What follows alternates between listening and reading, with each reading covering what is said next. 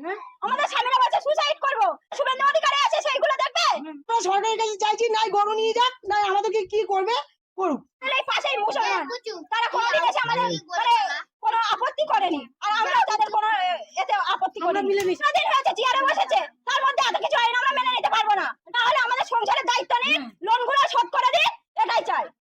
বৈচিত্র্যের মধ্যে ঐক্য হলো ভারতের মূল শক্তি। আমাদের দেশে বিভিন্ন ধর্মের মানুষ যুগ যুগ ধরে একে অপরের উৎসব ও ধর্মীয় আবেগকে শ্রদ্ধা জানিয়ে সম্বোধন করে আসছে।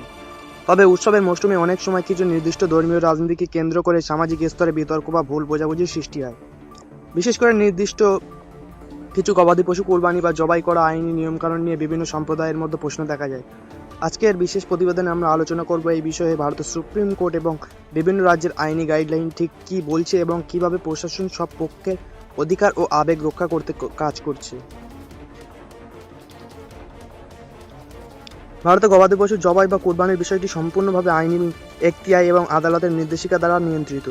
ভারতের সুপ্রিম কোর্টের একাধিক ঐতিহাসিক রায় অনুযায়ী প্রকাশ্য স্থানে বা এমন কোনো জায়গায় পশু কোরবানি দেওয়া নিষিদ্ধ যা অন্য কোনো সম্প্রদায়ের মানুষের ধর্মীয় অনুভূতিতে আঘাত করতে পারে।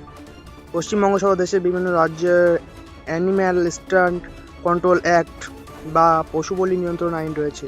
এই আইন অনুযায়ী নির্দিষ্ট লাইসেন্সপ্রাপ্ত কসাইখানা বা প্রশাসনের অনুমোদিত জায়গা ছাড়া অন্য কোথাও পশু জবাই করা বেআইনি। উৎসবের দিনগুলোতে যাতে এই নিয়মের কোনো লঙ্ঘন না হয় তার জন্য প্রশাসন প্রতি বছর কড়া নির্দেশিকা জারি করে।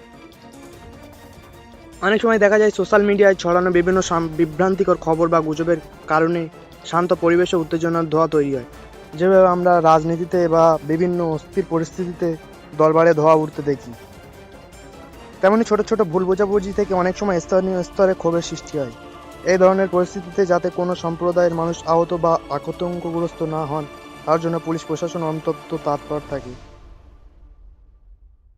নবান্নের নতুন প্রশাসনিক জমানায় মুখ্যমন্ত্রী শুভেন্দু অধিকারী স্পষ্ট করে দিয়েছেন যে আইন শৃঙ্খলা বজায় রাখার ক্ষেত্রে সরকারি জিরো টলারেন্স নীতি বা শূন্য সহনশীলতা নিয়ে চলবে।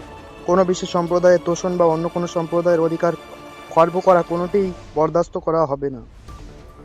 বাণিজ্যিক গ্যাসের দাম 1000 টাকা বৃদ্ধির মতো অর্থনৈতিক সমস্যার মধ্যে মানুষ যাতে শান্তিতে উৎসব পালন করতে পারেন সেটাই প্রশাসনের মূল লক্ষ্য।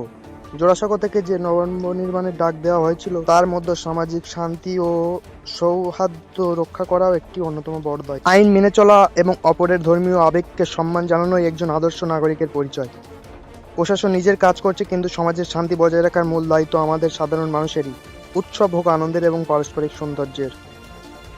রাজনীতি, আইন এবং সমাজের সব গুরুত্বপূর্ণ খবরের সঠিক ও নিরপেক্ষ আপডেট পেতে আমাদের চ্যানেলটিকে সাবস্ক্রাইব করুন। ধন্যবাদ।